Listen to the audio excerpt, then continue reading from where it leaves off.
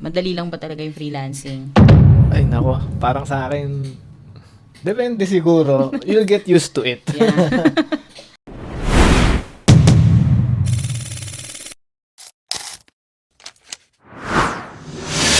Meron ako naririnig online na sinasabi nila madali daw mag-freelance. As in, tipong para sa lahat ang freelancing. Pero madalas, ang akala ng mga tao, kape-kape lang to. So ngayong episode na to, ang topic natin ay, madali lang ba talaga yung freelancing? Ay nako, parang sa akin, depende siguro. You'll get used to it. Yeah. Ikaw, Ayun. Coach din, anong masasabi mo? Madali ba? Pota. Yan, sige. Yan ang sasagutin natin ngayon kasi akala ng mga tao, pindot-pindot ka lang naman.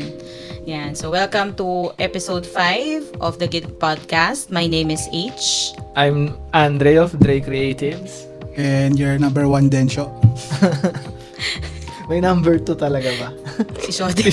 Coach Shoden. Shout out to Coach Shoden. Yan. At bago ko makalimutan ng lahat, i-shoutout na natin ang si Eb the Great na nagpahiram ulit sa atin ng mixer niya. Mixer, Podcast audio, podcast setup. Oo, ayan. Shout Salamat out sa Coach lahat. Eb. Sandali kumakain ka na, hindi pa Next natin time interviewin ka napag-uusapan yung kung anong topic natin sa pagkain. Ano nga ba pagkain pala natin? Masarap kasi. Oo nga eh. Diba? Nauna na siya para siyang daga, diba? ang theme natin ngayon ay street food. Yan, yung pag burnt out ka na, hapon na, nagtatrabaho ka na, then hapon na, then lalabas ka sa bahay. Oh, gahanap ka na. Ayan, mga tusok-tusok. Yan, tusok-tusok. So, Simulan natin sa, ano bang meron dito yung niningima mo? tingin ko cheese stick to eh. Ayan, Cheese stick. cheese stick. Ayan. Ako gumawa niyan, tsaka yung sauce. And Saka, then, Sarap. mga tusok-tusok na Tusok-tusok. balls. Saka, lumpia. Ayun, masarap yan, ang lumpia. Lumpiang toge. alam mo ba na iba ang term sa lumpiang toge sa Malabon? Ano? Sige, yan, trivia. Food trivia, food trivia. Yung taga Malabon siguro yung food trivia ngayon. Kilala doon yung sumpia. Ang weird no? Bakit sumpia? Sumpia. First time kong narinig sa kanya yan, weirdo ko. Bakit sumpya? Ang lumpia doon, mostly Shanghai. Yun. Okay. So, Lumpiang pinaghalong... ubod, o yung lumpiang gulay, Ah. na yung malambot yung balot. Yung sariwa. Lumpiang sariwa. Lumpiang sariwa, sumpya rin ang tawag. Hindi. Yun yung mga lumpia. Tawag lumpia. So, lumpiang Shanghai saka lumpiang sariwa. Yung ganito, Okay. sumpia. Oo. Kailan ko lang narinig yan? Siguro mga 3 years ago ko lang narinig sa Ayaw kanya. maniwala eh. Sumpya. Tapos, kasi yung kapatid ko nasa Malabon. So, doon ko narinig, sumpya nga. Actually, sa vlog ko pa narinig na sumpya eh, no? Kay Ninong Rai yata. Oo, ito. Oo, sige. So, yun na nga. Isa pang trivia. Alam mo ba, bawal akong kumain dati ng street food. Bakit? Kasi madaming bakterya daw. Oo. Sabi ng magulang. Ayan. Oo. Shoutouts Totoo naman, nga pala totoo kay naman. mami. Hindi ako Oo. pinapabili ng mga Jolly. Di ba? Yung masasarap sa tin pop. Yung pop na ano. O nakagat mo, mami, para sa ito. Oo. So, sa mami ni Dre, eto na po siya. Gumawa din ako ng manong sauce. Ayun nga, emanong sauce. Ayan. Yan. Teka. Siyempre, wag natin tapunan yung laptop ko, di ba? Mawawalan ako ng work. Okay na to. Ayan. So, medyo mainit Medyo pa siya. tutulo siya. Sige, bilisan Baka- na lang natin. Woo! Okay. Homemade manong sauce. Ay, Yes. edi ano to? Manang sauce. Oo. Manang sauce. Kasi si Ano Coach yan H siya? gumawa. Hindi lang siya basta manang. Yan yung sauce ni Song Hye Kyo. Song Hekyot. Hindi, actually, alam mo sa totoo lang, yun nga, hindi ako pinapakain ng nanay ko ng seafood kasi nung bata daw ako, nagkaroon ako ng amoeba. Pero matigas ulo ko. Actually, first na naaalala ko talaga na na-enjoy ko yung fishball sa Baguio pa. Kung nandun ako. Napakasarap. Tapos meron din kaming isa lang na kinakainan na Sige ka. na nagfi-fishball si Mang Robert. Hi Mang Robert na napakadamot sa sauce. Yung sauce niya talaga yung standard namin ng fishball. Tapos lagi niya akong inaaway. Pero ayun na nga. Napakasarap nga. O, diba? Ay, ano lang. Baka sabihin nila ano. Baka sabihin nila. Ini-eme niyo ako. Hindi, yung mga unang episode, di ba, hindi ako kumakain. Cheat day to ngayon. Ayoko Oo. naman magpaka-hypocrite na. Ito yung team na. Alam ko sabi ako bakit ka nag-cheat day. Kasi nakakain na ako ng palabok kanina sa Taytay. Shoutouts nga pala. O, diba? Ayun. Sige, yun na nga. So, ang topic natin ngayon, ang i-discuss natin is, ano ba talaga ang totoo pagdating sa freelancing? Madali ba talaga siya? Is it for everyone? Let's get it on. Ayun na nga. So, eto.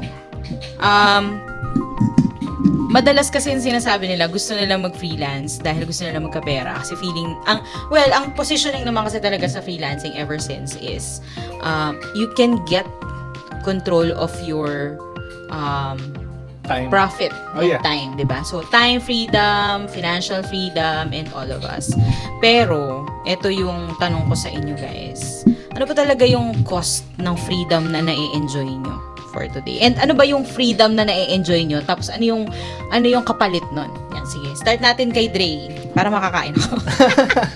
Yung pala yun. For me, yung freedom na na-enjoy ko in terms of doing freelancing is yung kahit malate ako magising, kagaya kanina, kaya ang dami kong naiwan, nagmamadali ako, na-late ako ng gising. Pero yun, so kailangan din talaga ng time management. Hindi porke nasa bahay ka lang nagtatrabaho is anytime pwede kang humilata. Kailangan din maging responsible. Kasi meron kang, for example, may contract ka na ganito yung deliverables mo. Kailangan mo talaga ma-deliver. Kung gusto mo talaga kumita in freelancing, you have to set yung mga deliverables mo as to, siyempre kailangan natin premium. Wala namang magbabayad ng malaki kung hindi premium yung service. So, yun yung sa akin, like, as a creative nga, meron times talaga na magkakaroon ka ng creative block or mababurnt out ka. So, you have to manage ka. Labas ka, bili ka ng street food. Pero wag nyo namang gulangan yung yung 20 na yung natuhog mo, sabihin mo dun sa 10. Alam mo, galing nung gano'n, yung tipong alam nila kung magkano na. Sa dami ng bumibili, alam nila kung ilan yung, ako hindi ko kaya yun. As in, madidistract na ako. Yun, so then the freedom is to ako kasi I'm not ngayon nakakalabas na ako, like I have a partnership with an agency din na we do hands-on sa client na pinupuntahan namin weekly, and nagko-co-work kami at least once a week. So shoutouts doon sa Elevate. Hi guys. Invite natin. Yes. Next time, i-guest natin sila, yung mga kasama ko doon. Dahil magkulitan. Yeah. So, yun para sa akin yung freedom. It's not na free ka na anytime, anywhere magtrabaho. But please, for the freelancers, be responsible dun sa quality and yung mga i-deliver nyo na sa clients. Ayun. Ikaw din, as I think 10 years yung diba, experience mo sa corporate. And marami ka ding naging dami mo din naging sacrifice dun sa corporate work mo. Pero sa freelancing, ano yung mga sacrifices na kailangan mong gawin para ma-enjoy mo yung lifestyle as a freelancer? Nung hindi mo tinatanong, hindi ko siya naisip na sacrifices. Bakit? Kumbaga parang nung nag-freelance ako, accepted ko na kagad yung mangyayaring transition na hindi madali yung everyday, may bago kang routine. Although free ka, wala kang boss, or may boss ka man, hindi kagaya ng 9 to 5 na ito yung gagawin mo on a daily basis. So in a way, may freedom ka to do whatever you want kung outside the work. So para sa akin, ang pinakamalaking benefit nun is yung travel time na nawala. Kasi imagine kailangan kong mag-alat ng 4-hour travel time. 2 hours papunta, 2 hours pabalik. So yung time na para talaga sa family mo, wala na. Ano na siya? For sleeping na siya. Alam mo yun? Paano pa kung meron kaming mga activities like si kuya dati, ihahatid mo sa events sa school. Meron silang activities. Si madam, meron silang meet up na kailangan kong ihatid. Wala ka ng chance na magawa ibang bagay. So nung nag-freelance talaga, yun ang unang-unang na-unlock sa akin. Yung time na meron ako, I can manage it properly. I cannot think of any negative impact aside from nakukuha ko yung hindi ko nakuha in 10 years. Sa akin naman siguro, parang ang cost sa akin ng freelancing, yung cost is yung motherhood. Yun. So, lagi kong sinasabi na benefit ng freelancing sa akin is that I can take care of my kids. Pero, that also means I can't take care of the household at the same time. So, yung bahay ko, tinry ko yun dati nung mag-asawa kami ni Densyo, nung kaming dalawa pa lang, na I grew up in a traditional house na dapat parang yung nanay ko yung gumagawa ng lahat, tapos yung tatay ko yung provider. Although tumutulong pa rin naman yung tatay ko, it's basically my mom. So, when I got married, ganun din yung concept ko. So, tinatry ko yun na nag-work tapos naglilinis ng bahay. Gusto ko sana maging buhay hari si Densyo. Pero hindi kinaya ng katawan ko. Akala ko sabihin mo, hindi talaga siya bagay maging hari. Tingnan mo to. Hindi, yun nga, parang magmula nun, sinabi sa akin ni Densyo, hindi mo kakayanin lahat. So, okay lang na makalat ang bahay, basta healthy ka. Yes. So, yun yung naging priority ko din, especially with raising my kids. Kasi, I also have to teach my kids boundary. And, sometimes, the guilt kicks in na parang, gusto ko sana ako mag-handle pa rin ng schooling ni Kuya. Gusto ko maturuan ko si Moji. Pero at the same time, kailangan ko ding mag-work. So, while most moms see me as a super mom, ako na po nagsasabi sa inyo, hindi ko ginagawa lahat ng sabay-sabay kasi hindi talaga kaya. So, the real cost of freedom is sometimes a messy house. Sometimes, our clothes are not folded.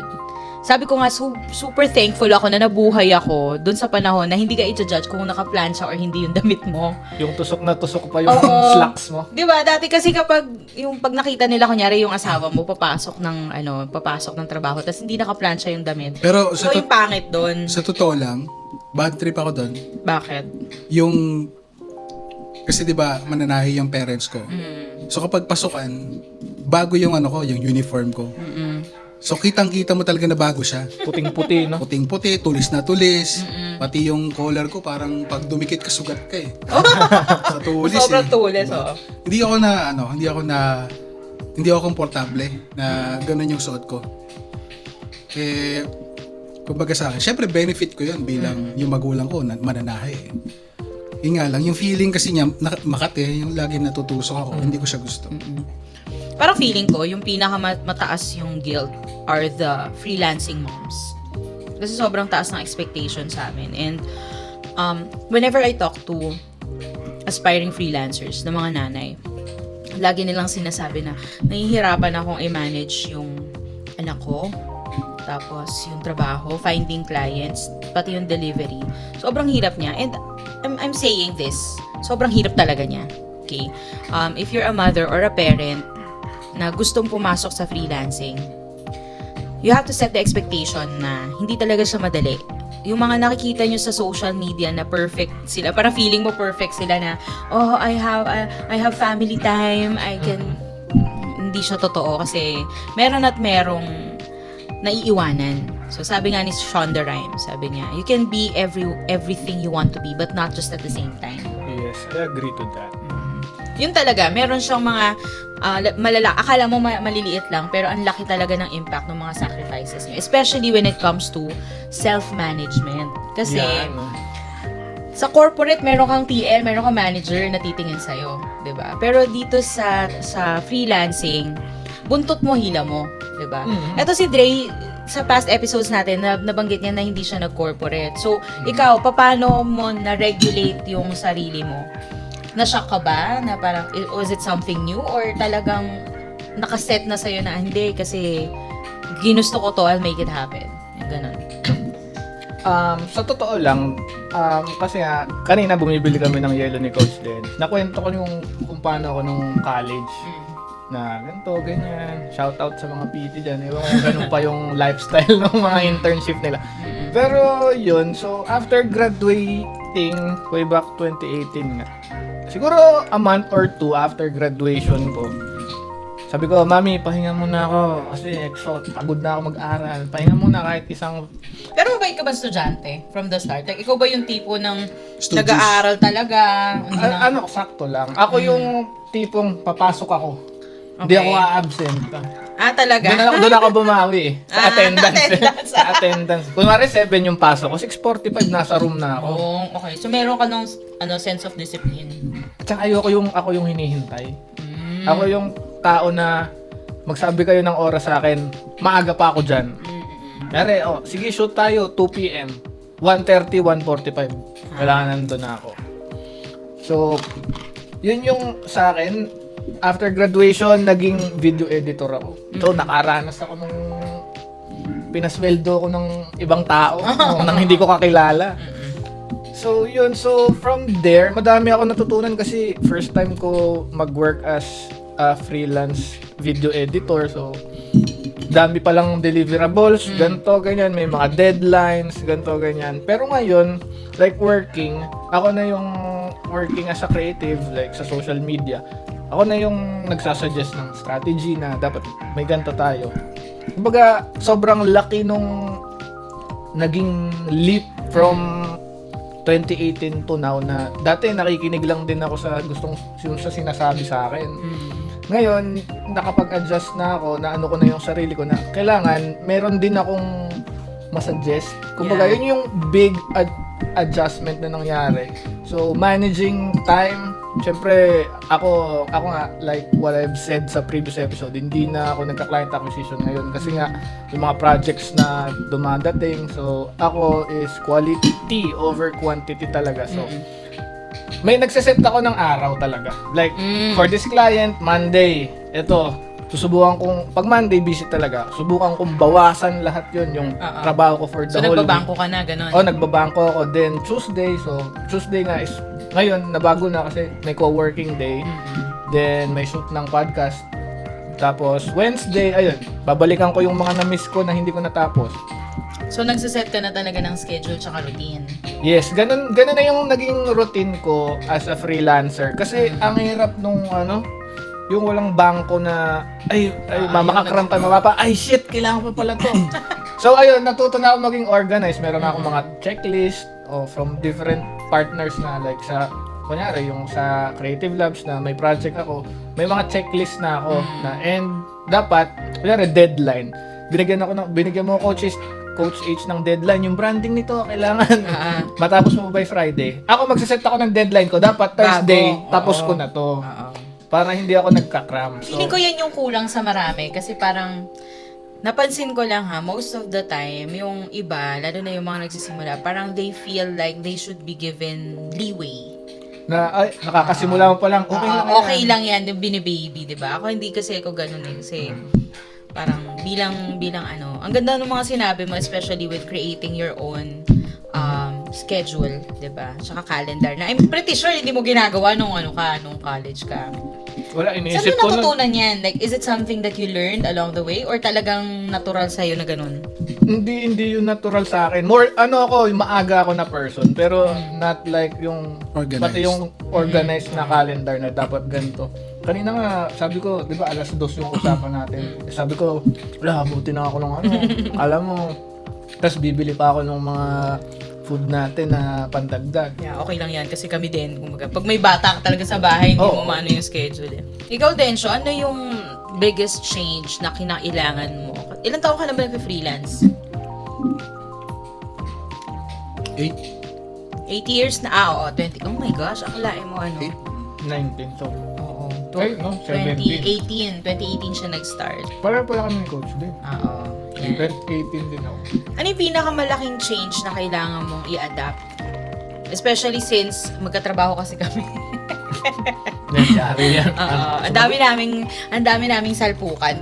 Feeling ko naman kasi kami ni Densho, pareho kaming alpha.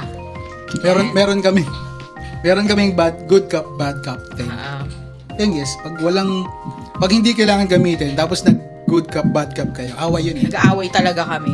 So, ganun, usually. Oo. So, ano yung natatawa din ako, no? Pero ano yung pinakamalaking change, especially when you were starting out? Comparing... Excited ako eh. Sobrang excited ako kasi tingin ko talaga sa freelancing, hindi siya corporate na meron akong kailangang i-please. Ang tingin ko talaga sa freelancing, business talaga siya. From the get-go, ang tingin ko talaga doon, yung outcome na mangyayari sa akin, depende sa gagawin ko. Walang ibang included kung hindi sarili ko. Kung hindi ako kumuha ng ganitong skill, hindi ko magagawa yan. Kung hindi ako nag-aaral ng ganitong skill, hindi ko makuha yung project na to. Everything nakasalalay sa decision mo.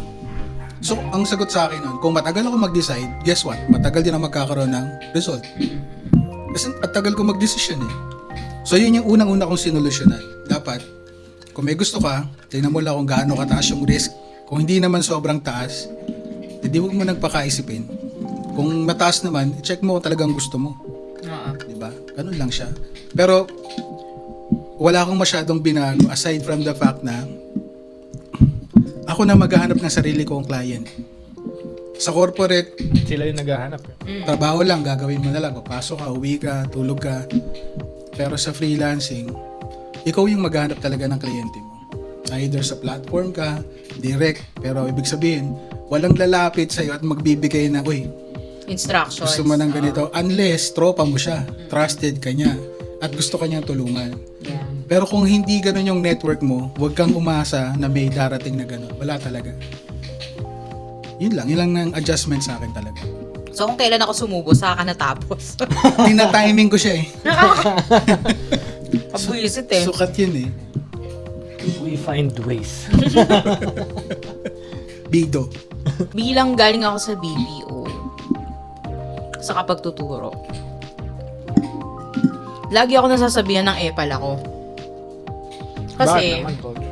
ano kasi, siguro natural sa akin hanapin yung mga pwedeng i-improve. So, nung una, syempre pag mga mga early 20s, maano ka eh. May share ako mamaya na. Parang matapang ka, ganun. Alam mo yung tipong, Hindi ko alam anong maging reaction niya, pero share ko mamaya. dapat naisip ko yung i-share habang sumusubo ako, di ba? Hinihintay kitang matapos eh. Gusto mo subo ulit. Ayoko na, nagtitingan na ako. Buisip. So yun, parang lagi ako nasasabihan ng epal. Kasi naiirita ako dahil meron namang better ways. Alam mo yun, parang sa akin, bakit kailangan laging sumunod? Eh, pwede ko namang i-shortcut. Alam mo yun, Yes. di mo, katulad dati dun sa BPO na work ko. Kasi magbabasa ka nga ng script. So, ang haba nun. Ang bilang writer, ang ginagawa ko, shortcut ko, tapos sinesend ko sa team. Ang lagi kong tanong, ano ba yung kailangan mo dito para hindi ako maging sa quality? Ito. O di sa i-compress ko tapos send to all. Kaya mabilis din yung AHT, ganyan. So parang, in a Ano way, yung AHT? average hold time. Shit, alam ko pa, di ba? Hindi, nung pumasok ako ng freelancing, somehow natanim na sa akin yun. Na nasa corporate ka, hindi ka pwedeng to go beyond what's necessary. Kasi yun lang yung work mo eh. So, hindi ka pwedeng masyado magbigay ng inputs kasi ang isasabihin sa'yo nun, ang epal mo, gusto mo ma-promote, mga ganon. Hindi ko na matiis O sige, bilisan mo, susubo ako! Hindi ko na matiis kasi ang tingin ko, dalawang side yan. Kapag gusto ka ng bisor mo, at lumapit ka at sasabihin mo na may magagawa, ang sasagot sa inyo, marami tayong pwedeng gawin para ma-improve yan. And then you can do this, tapos at the end of like, siguro mga months na ginagawa mo siya, isasend mo sa akin lagi yung report, mapopromote ka eh. Okay? Ano ba yan? Parang Sip-sip bibigyan ba nila yan? ng trabaho, ano? Bibigyan ka nila para i-improve to. Oo, mo parang yan. may record ka na. Ginagawa niya to. Oo, diba? Proactive siya. Pero kung tipong hindi ka naman talaga gustong i-promote ng tao na yon, nasabihin sa'yo na, Late ka kasi. hindi, Kahit ka late eh. mas malala yun, nakakaputang yun na talaga eh, sabihin sa'yo. Hoy, i-believe mo yun kasi bawal yun. Talaga itong asawa kong pogi. Sabihin sa'yo, para ma-promote ka or mabigyan ka ng break, think of something unthinkable. Hindi pa naisip before. Ah. Sinabihan siya ng ganun dati. Ano isip ko, think of something unthinkable? Medyo heinous yung iniisip ko eh. This is really unthinkable. It's great, but it's terrible. Terrible, but great. It depends on how you see it. Tsaka paano ka magbibigay ng suggestion? Unthinkable nga. Saka So, hindi hindi ka pinag-isipan. Saka hindi ka pwedeng, you can't go beyond what's required of you. Diba? Pag sinabi mo idea mo, i-credit grab nila. So, manahimik ka na lang, diba? So ikaw ba naman, di ka magiging masaya na nasa freelance ka na? After mo ma-experience yung ganun, na may pangarap ka, gusto mong ma-promote, and then lumapit ka na so that, alam mo naman na tenured ka na and you're capable of doing something better. Tapos sasabihin sa'yo, think of something unthinkable para ma-promote ka. Yun. Ayun naman, sa akin, kabaliktaran naman yung nangyari sa freelancing. Na parang when I was asking for instructions, ang sabi sa akin nung kliyente, do what you think is right. O, di ba? Ang sarap sa Oo. tenga nun na. Oo, na parang hindi mo na ako kailangan tanungin kung ano yung tingin mo Mamahalin tama, ko yun yung trabaho gawin nun. mo. Yes, di ba? Kaya sa akin, na-develop sa akin yung pride na, okay, sige, if this needs to be done, how would I do it better? Kaya naging ganun yung parang theme ko. Kaya somehow, mas naging mabilis. Hindi shocking sa akin yung change into freelancing. Actually, it was more of the freedom because I finally got to know myself as someone who was not just only good enough, but someone great. Kasi nagko-contribute ako dun sa kumpanya, nagko-contribute ako dun sa team. And that was in itself sobrang galing na parang alam mo nakakatawa kasi nung nag-switch ako ito yung mga maliliit na bagay na nakakatawa kasi dati pangarap ko yung mga nakikita ko sa mga movies na nagwo-work ka gamit yung phone. So sabi ko, wow, this is amazing. Mga siguro parang 2 to 3 years in na ako may internet na sa phone. Nagbibigay ako ng instructions sa team ko. Tapos sabi ko, oh my gosh, I'm working from my phone. Ito yung pangarap ko dati. Kasi nung 90s, yun yung sinasabi nilang woman of the 90s na parang sobrang mobile ka, sobrang busy mo, na lagi ka nasa phone. Pero yun yung, kasi I started 2014, 2015, and 2016, I was already managing my team. So, ang sa akin, sobrang freedom nun na na-amaze ako. I have time for my husband, my family. I had time to connect with people. And I had time to play with ideas na I was also being paid. Na, kumbaga parang, sige, kung ito yung problema, sige, ano yung pwede natin gawin? Nagbe-brainstorm kami ng kliyente. Kaya hindi mo rin ako mapapasunod. Like ako, yun yung tigas ng mukha ko. Hindi ako pwedeng VA. Diba? I'm not saying na pangit yung trabaho ng VA saka ng mga executive assistants. In fact, ang dami nilang ginagawa. Sobrang broad nila eh. Oo, ang dami nilang ginagawa. But it's just not, like, I'm not someone who just takes instructions. Kasi nasanay talaga ako, everyone I work with, they'll listen to me. Kasi alam nila na expertise ko din yung ginagawa mo. So, deal breaker din sa akin yun kapag i-hire mo ako, tapos sasabihin mo sa akin, hindi ka susunod sa gagawin ko, sa pinapagawa ko, deal breaker yun. I'd rather give you back the money kaysa magtrabaho tayo ng mag-aaway lang tayo. Kasi yun, actually, yun yung isa sa mga parang surprising din for me as a freelancer. Pero ito na nga, since we're talking about working with other people, working with teams, what do you think is the reality when it comes to, as freelancers, na collaborative ba talaga? Like, kumusta yung experience nyo as a freelancer? Ako muna. So, Sige. yeah. Bura-buratid. Parang yung kanina. Isasama ko ba natin to sa podcast? Nanggigigil ako eh. Hindi kasi yung pinapanood ni Coach din kanina. Sabi nung vlog, masarap daw yung burata. Na cheese. Kailangan natin i-clarify yon para sa mga viewers natin. Sa mga hindi po nakakaalam, ang burrata ay cheese, mozzarella siya, na nasa loob medyo ano pa siya. Ang hirap mo ipaglaban, Lencho. Cheesecake na lang. Basta ganun siya. O anyway, yun, sige, ikaw, how do you adjust? Like, ngayong freelancer ka, ano yung mga challenges adjusting into teams and adapting yung work style mo sa mga team members? Ayun, syempre, as a tribe, ano bang tawag dito? Tribe-trained or tribe-raised na freelancer. Kasi hindi naman ako ganun dati. Ako basta, tira lang ng tira. Kung ano mag-work. Kung ano mag-work, pwede na yun. So, managing, syempre, ako, naka-partners yan. Naka-partners ako sa mga agency. And meron din naman ako mga direct. So, ayun, so hindi siya like ako as a graphic designer. So malay ko ba dati diyan kung ano ba yung mga dapat gawin. Ako basta magde-design lang. Eh natutunan ko 'yun na parang kailangan pala meron kang workflow na hindi mo kaya lahat. So darating yung point, syempre yung basic In the beginning, in the beginning. Hindi ko na tinuloy. Tatawa ako sa isip ko na eh. Yung t-shirt na yung real na in the beginning. Pero yun, so going back, yun yung sa akin eh. Like, kailangan mo matutunan yung magiging takbo. Like, parang ganun yung sa tribe na they're preparing you, na you learn the basics, you learn how it's gonna be done pagka agency ka na. Pero yun yung hindi madali na part kasi nga ikaw yung maghanap ng client. Ikaw yung magre-present ng portfolio mo. Ikaw yung magpi-pitch, tapos ikaw yung mag-invoice, ikaw yung magko-close, ikaw lahat. So yun yung hindi madali. Pero if you nasanay ka na gano'n, it's gonna be not that easy naman, pero you'll get used to it na until ma-develop na, yun magiging system mo. Pero ayun nga, so ngayon networking, hindi networking na power boom. Hindi ganon. Hindi yung pagbayad mo muna ako pag kumita. Hindi ganon. Yung kumbaga In networking. reference to the previous episode, tong asawa kong scammer.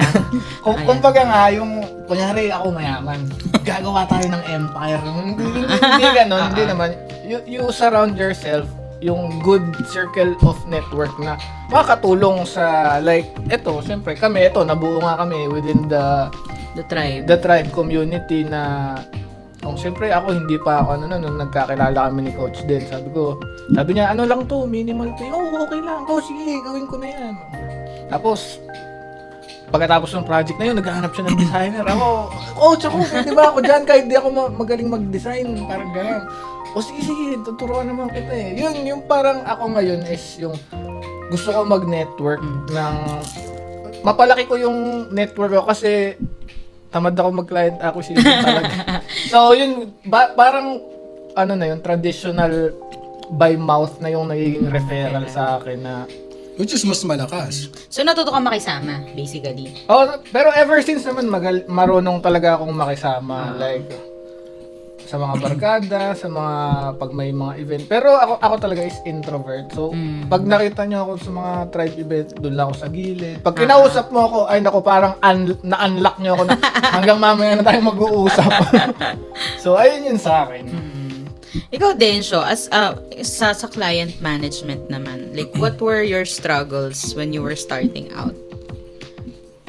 Yung pagiging introvert ko, ang hirap niyang i-execute. I'm always lost for good words. Medyo sarcastic ako. Hindi siya medyo sarcastic.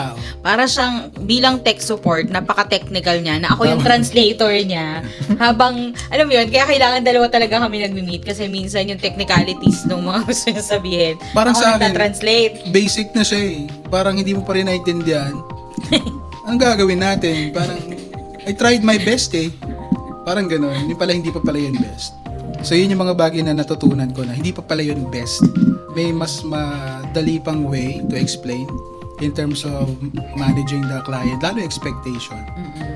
Tapos, medyo masungit kasi ako sa client. Oo, nagsasermon ng kliyente. Pag alam ko na nagde-decide siya ng away from the outcome na gustong mangyari, like gusto niya lang gawin to because they feel like they want it. They feel like magiging maganda siya. Hindi siya based on data. It's always about their feelings. About what they see. Subjective masyado sa gusto nila. Doon ako naninermon eh. Parang, Hindi naman ikaw yung bibili. Unang-una, hindi ko ibibili. Hindi ko to ginawa para sa'yo. Diba? Tinutulungan kita na yung product mo, may benta mo ng maganda sa market na gusto mo. So, yung input mo at dahil lang yan sa gusto mo, hindi siya nagmamatch. Hindi nga ako magaling magsalita. And sometimes, it ends up na parang naninermon ako. So, yun yung mga kailangan kong i-address, kailangan kong matutunan, and minsan, kailangan ko nalang tanggapin na siguro ganun talaga ako. Kasi tumanda na akong ganito eh. Parang, hindi ko naman sinasabi hindi ko na kayang baguhin ha. May sinasabi ko lang, kung babaguhin ko siya, para lang ma-please kita, Hindi na. wala siyang sense. Kung babaguhin ko siya, dapat it's for better good. Pero kung dahil lang para maging masaya ka, I don't think that's a good reason para baguhin siya. You need to be parang eye to eye tayo ng explanation. Kung hindi mo na-gets, tanungin mo ako, papaliwanag ko ulit. Hindi mo kailangan maging mag-away or magbatuhan ng negative words. Pero I'll try my best to explain. Yun yung mga natutunan ko in terms of managing the client. Ako naman, as an agency owner, ako yung in-between. Kasi basically, I'm the one managing the freelancers. I'm also the one managing the client. So, ang daming adjustments na kinailangan kong matutunan. And I've been an agency owner since 2017. Kung yun yung time na na-establish ko yung Creative Labs. And I felt like I was failing so much because I didn't get promoted at work. Yun yung isa sa mga parang feeling ko na weakness ko, mga limiting belief ko. And ang tagal ko siyang na-process kasi I was hiring the wrong people na hindi naman dahil masama ugali nila. Pero part na rin. Hindi. It's not because they were just the wrong fit. And it's my fault because I didn't set the qualifications right. So, yun pala yung natutunan ko sa freelancing na hindi madali kasi when you're working on your own, basically wala kang kailangang intindihin kung hindi yung output. Yes. But when you're planning to own an agency or you're going to a lean team or basta if you're hiring people, the best direction that you need to take is to grow your soft skills. And soft skills, I mean communication, yung delivery, processes, systems. Kasi yun yung critical para maging maayos yung takbo ng agency. Ang soft skills, pag nag-grow, nagiging hard skills ba yan? Oo, kasi ang hirap mong kausap. Kakapikon tong asawa ko, buisit. Diba? Nag-iisip ako eh. Diba? Diba? Soft zombie sa lang soft. Pag nag-grow, nagiging hard. Nagiging hard pag hindi mo siya ginrow. Ako sa'yo. Yun. So yun, parang if you're thinking, especially kung ang kasi yung mga nakikinig naman sa atin, sigurado hindi lang naman yung mga aspiring freelancers, kundi yung mga freelancers din na nagsisimula pa lang. So, ito yung mga realities na you only hear from people with experience. Yes. Kasi sasabihin naman sa'yo, di ba? Lahat naman ng program, sabihin sa'yo, lagi nakasentro siya sa pera. Like, you can grow your business, scale, earn 6-7 figures. Pero yung getting there, that's the real hard work. And most of the time, may mga nagmamadali kasi na parang feeling nila, kaya ko mag-scale, target ko in 2 to 3 years, I'm gonna grow an empire. Pero in reality, ang daming nagfe-fail because they're running a race. But in reality, freelancing is a marathon. Mm-hmm. So talagang continuous yung growth, continuous yung failure, kasama siya sa tawag nito, sa process. But at the same time, it's really the systems that help you stay afloat, especially during the hard times. Tsaka I think hindi naman siya laging about the money. Yeah. Parang kahit na mag 7, 8, or even 9, 10 figures ka, kung hindi siya aligned talaga sa kung ano yung magiging happiness ng ano, yung peace mo, magkakaroon ka ng katahimikan, di magiging sagot yan. Kagaya nga nung yung last weekend na di ba may yes or last weekend na TL training. Meron siyang yes or no question na yung lilipat ka ng ano. So may scenario doon na binigay yung mga speakers na parang gagawin mo ba yung trabaho? I mean what? Itutuloy mo pa ba yung trabaho? Pero pagod ka na sa kanila, daming pinapagawa just for the sake of good paying sila and mataas yung binabayad nila sa'yo. So tumayo ako dun sa ano? Sa no. No. Mas mahalaga peace of mind ko. Kasi mapapagod ka eh. May Pag tanong pagod ako, ka, gaano karami tumayo sa yes? meron. Marami. Marami. Especially yung mga bago. Kasi, di ba, parang nandun sila sa part na, wait, I have to give a good impression. Totoo naman, kasi magkakaiba kayo ng sagot. Depende sa depende journey. sa need mo. For example, kung nandun ka sa part na, wait lang, sige, hindi na ako masaya, pero kailangan kong mo maghanap ng bills. Or, hindi ka marunong kumuha ng kliyente. Di ba? At saka meron kasing sagot doon na, teka, yes ako ngayon, kasi maghahanap pa ako ng kapalit. Yes. Hindi naman agad-agad eh. Case to case siya. Oo siya. Case to case. Pero, yeah, mostly, syempre, yung mga nagtumayo nga sa yes is yung mga freelance. We don't judge. Like, Yeah. okay, Kailangan mo yun eh. kung kailangan mo yan, hindi ko alam kung breadwinner ka ba sa family nyo, ikaw yung nagpro-provide para sa mga kapatid mo. Ang sa akin lang, parang, Yan lang yan. ano, Puti pa man din yung damit mo. muntik na. Parang, if kailangan mo talaga, hindi ka masisi. Pero yung kailangan mo magkaroon ng systems in the Yeah. future. Saka you also normalize reviewing ito yung topic ko gabi sa tribe, sa talk ko, sa stage call, na parang you have to normalize reviewing your belief systems and checking kung ano pa yung hindi na nagfi-fit, tapos kung ano yung pwede mong baguhin. Yun. Kasi naman yung mga paniniwala naman natin, like for example, doon sa mga bago mag-freelancers na iniisip na yung freelancing is the answer, yun yung tipong ito yung madalas ko narinig, tipong ito yung mag-aahon sa akin sa hirap, mga ganon. Totoo naman. Totoo naman siya, no question about that. But the thing is, how willing are you to exchange yung mga dati mong pinaniniwalaan, yung mga self-limiting beliefs mo, to face the realities of freelancing? Kasi like for us, 'di ba? Ang reason ba tayo nagpo-podcast, una is to basically not romanticize freelancing. 'Di ba? To talk about our experience, to share kung ano talaga yung freelancing for us, 'di ba? But also at the same time, we can also help other people decide whether or not freelancing is good for them. 'Di ba?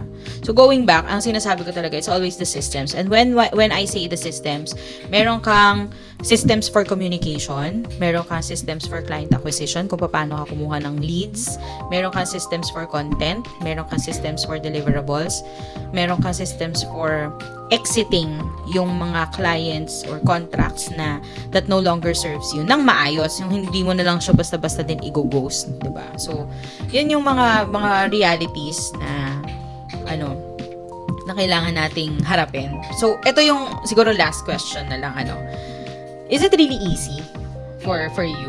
Like, what do you really think about freelancing? And what would you say, like, if you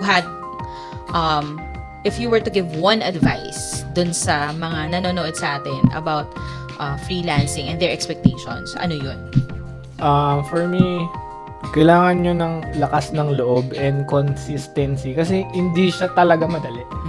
So, freelancing as a business, yung sinasabi ko na hindi madali. Pero freelancing, like you apply for a job, if you apply as VA, as video editor, or social media manager.